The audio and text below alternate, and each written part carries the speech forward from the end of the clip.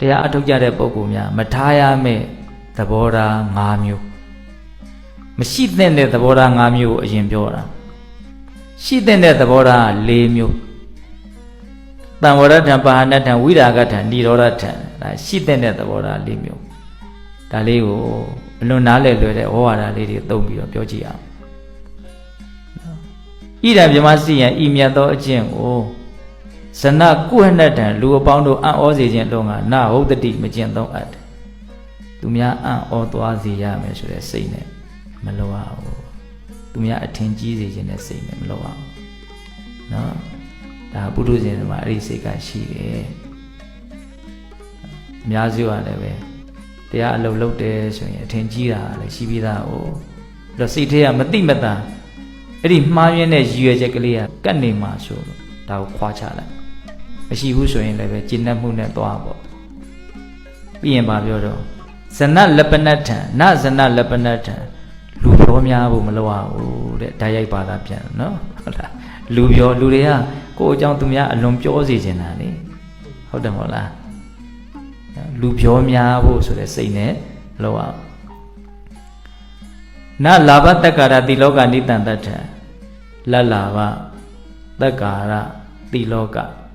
လတ်လာဘတွေပေါ်ဖို့သူများကိုယ်ကိုမျက်မျက်နှုံနှုံ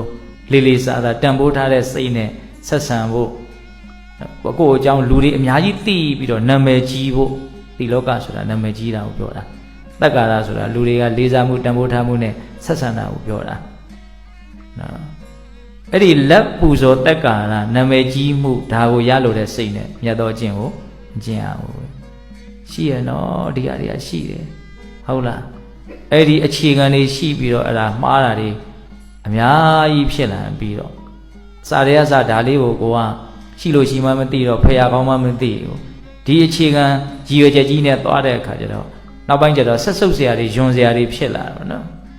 သဘောပေါက်ရဲ့လားတရားလုံရင်းနဲ့ကိုပဲယွန်စရာဖြစ်သွားတာနော်ဒါကြောင့်မြတ်စွာဘုရားအဲ့ဒါကိုအရင်တားတာနော်ရှိတဲ့ရည်ရွယ်ချက်ကိုနောက်မှပြောတာနော်မရှိတဲ့ရည်ရွယ်ချက်ကိုအရင်ပြောတာအရေးကြီးလို့အရင်ပြောတာလို့လည်းနားလည်ဖို့ရှိတယ်ဟုတ်လား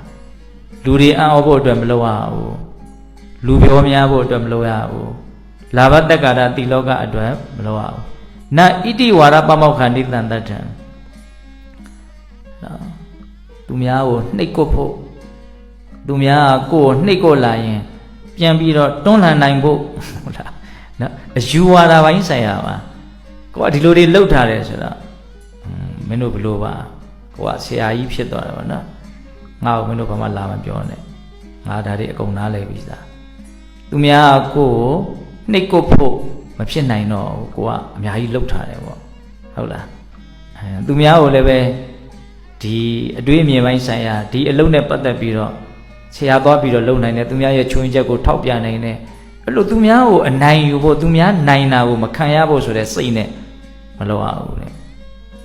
လောက်အသေးစိတ်ဆန်တော့နော်ပြန်နောက်ဆုံးပါပြောတော့နောက်ဆုံးစကားလုံးလေးကတော့ကြိုက်တယ်ဣတိမံဇနောဇာနာတုတိငါဒီလိုလုပ်နေတာကိုလူတွေသိပါစေဆိုတဲ့စိတ်နဲ့မလုပ်ရဘူးအတီအလင်းကိုတားတာနော်ဘယ်အလုပ်ကိုတော့ဆိုဗြဟ္မစရိယမြတ်သောအကျင့်မြတ်သောအကျင့်ဆိုတာအလွန်ဖြူစင်တယ်အဲ့ဒါကိုညှဉ်းနှွမ်းတဲ့ရည်ရွယ်ချက်တွေနဲ့လောဘဓာတ်ခံတွေနဲ့ရည်ရွယ်ချက်ထားပြီးတော့မလုံးနဲ့လို့ပြောတာအဲ့လိုဆိုရင်ဘယ်လိုရည်ရွယ်ချက်နဲ့လုပ်ရမှာတော့ဆိုတော့တံဝရထံပဟာနထံဝိရာဂထံនិရောဓထံတံဝရထံအကုသိုလ်တွေမဖြစ်အောင်စောင့်စည်းမယ်ဆိုတဲ့စိတ်နဲ့ဒီရည်ရွယ်ချက်လုပ်ရမယ်။အော်မဖြစ်သေးတဲ့အကုသိုလ်တွေမဖြစ်ပါစေနဲ့ငါဒီလိုလေးလုပ်နေမလုပ်လို့ရှိရင်အကုသိုလ်တွေကဖြစ်မှာလုပ်နေရင်အကုသိုလ်ကဖြစ်ဖို့ဟောနော်ကြမ်းတမ်းတဲ့အကုသိုလ်တွေတခါတလေဖြစ်တတ်တယ်အဲ့ဒါကိုကြိုတင်ပြီးတော့မဖြစ်ခင်ကမဖြစ်အောင်ကြိုတင်ထားတဲ့ကြိုတင်စောင့်စည်းထားတဲ့ကာကွယ်ထားတဲ့သဘောကိုတံဝရလို့ခေါ်တာမဖြစ်သေးခင်ကမဖြစ်အောင်ကြိုတင်ကာကွယ်ထားတာနော်အဲ့ဒါဘာလို့တံဝရပဟာနထံဖြစ်လာပြီဆိုရင်လည်းပဲပယ်ရှားနိုင်ဖို့ဒါလက်သင့်ခံမထားဘူးဒီမကောင်းမှုအကုသိုလ်မကောင်းတဲ့စိတ်ကိုငါဖယ်မယ်ငါကတော့ဖြစ်ခဲ့တာတွေလည်းဖယ်နိုင်အောင်လုပ်မယ်ဒီထဲမှာအကျုံးဝင်တယ်စောင့်စည်းမယ်ဆိုတဲ့စိတ်တံဝရပယ်ရှားပြင်မယ်ဆိုတဲ့စိတ်ပဟာနဘာလို့တော့အကုသိုလ်ကို အကုသိုလ်လို့ပြောလိုက်တဲ့ခါမှာလည်းပဲထင်ရှားတဲ့သိတာမြင်လွယ်တဲ့အကုသိုလ်တွေလောက်ကြီးနားလည်ထားလို့မကြည့်ကြဘူးနော်ကိုယ်စိတ်ထဲမှာမကောင်းတဲ့လောဘဒေါသအတွေးလေးတွေဖြစ်နေအကုသိုလ်ပဲအဲ့ဒါဒီထိနားလည်ရမယ်နော်တံဝရတံပါဏထံဝိရာဂထံဇာကအစရှိတဲ့ကိလေသာတွေလုံးဝကင်းပြတ်သွားဖို့ဆိုတဲ့ရည်ရွယ်ချက်နဲ့လုပ်ရမယ်ဒီဘဝဆင်းရဲတန်တရားဆင်းရဲအမျိုးမျိုးကိုဖြစ်စေတတ်တဲ့ဆင်းရဲဒုက္ခရဲ့အကြောင်းတရားဖြစ်တဲ့သမုဒယသစ္စာကိုငါပယ်ရှားပြစ်မယ်ဆိုတဲ့စိတ်နဲ့လုပ်ရမယ်